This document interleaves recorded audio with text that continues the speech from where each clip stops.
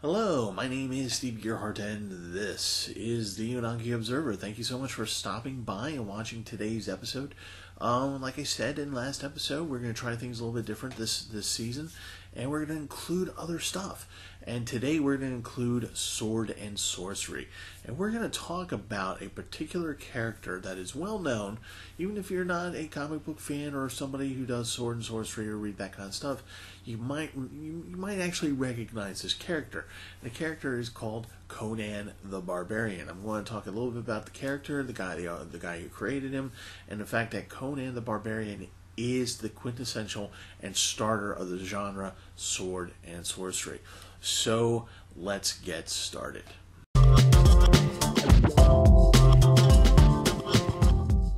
Conan the Barbarian. Who is he? Where did he come from? He came from the imagination of Robert E. Howard.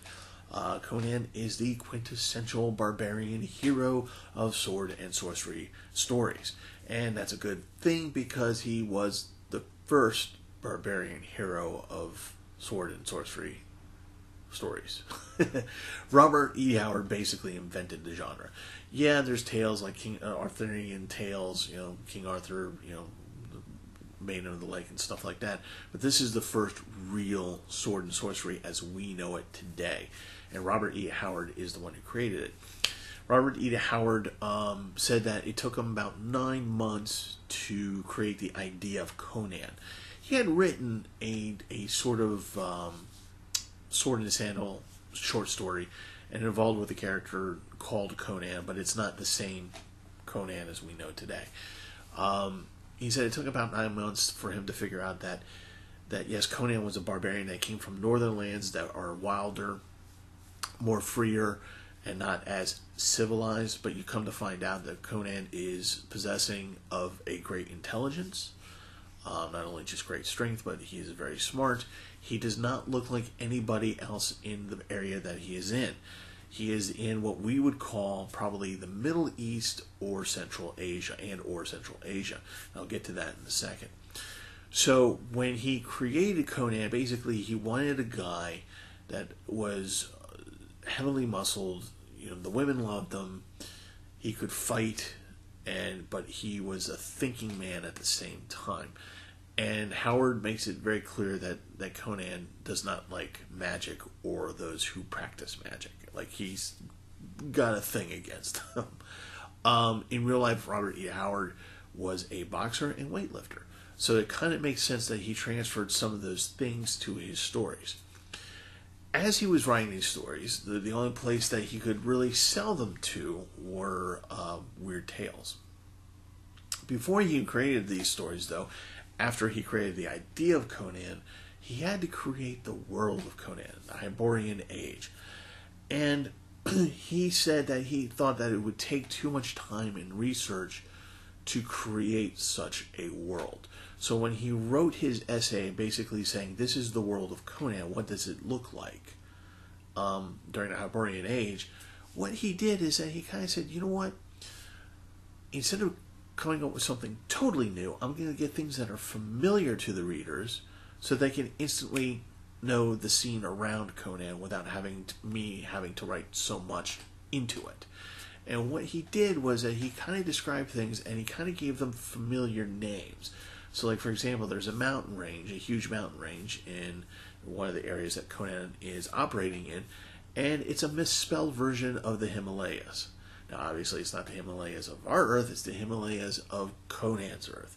They're a little bit different, but because the name is similar, we get an idea of what the scenery is. So when we go on to talk about perhaps like the Middle East or towards Central Asia, what Howard did is that he named people, changed the name a little bit so that we could identify. We know what an Afghani looks like, right? So Howard says, well, instead of saying Afghani, I'm going to say Afghuli. Well, you read Afghuli, you instantly know what type of person that you're looking at, what you think of, what they look at, what their customs are, things like that, without Howard having to over-explain it so that he can get to the action. Now, the other thing about Howard is interesting about Howard is that originally he was a poet, so his details and his writing and of these stories are almost prose, and it's very rich in detail, very rich in detail. Like, you can really, when he describes a sorcerer to you, you know what this guy looks like. Okay, it's very easy for Howard to put that image in your head. So he creates the Hyborian Age. And he wrote an essay for his own, reference, and that's what authors often do when they're creating a very big world. They have a little reference tome. And this one was about, I think, 25 pages, 25 to 30 pages. So he wrote this, and he said, okay, well, I'm going to write a trio of stories. He wrote them. Weird Tales took 2 out of the 3. And H.P. Lovecraft, sounds familiar? Yes, that Lovecraft, saw one of these stories and really liked it and became friends with Howard, and Howard would eventually become part of the Lovecraftian Circle, which is a bunch of authors connected by Lovecraft, and they have very similar, dark magic, dark things, dark void, Cthulhu type stuff going on. So Howard has this rich world, a very solid character who's a man's man, goes out there, does the battle, does the deed, and is successful in the end in some way, shape, or form. Like I said, it's very rich. The stories are very entertaining, but there's only a few of them. There's a handful of serialized stories through Weird Tales.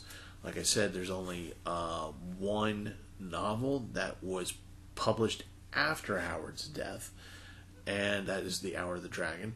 So if you want to get an idea of these stories, it's probably a good idea to go to your library.